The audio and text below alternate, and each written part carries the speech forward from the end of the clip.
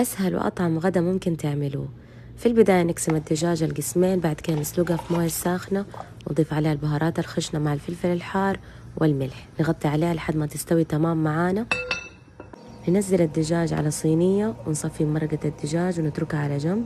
ندهن الدجاج بزيت الزيتون مع بودرة الزعفران والبابريكا وعصير الليمون. ندخل الصينية الفرن تتحمر من فوق. نغسل الرز تمام وبعد كده ننقعه نص ساعة ونضيف عليه مرقة الدجاج، نضبط الملح ونغطي عليه لحد ما يستوي تمام. زينته ببودرة الزعفران مع البصل المقلي والزرشك وتركته على نار هادية، بعد كده قدمته مع الدجاج.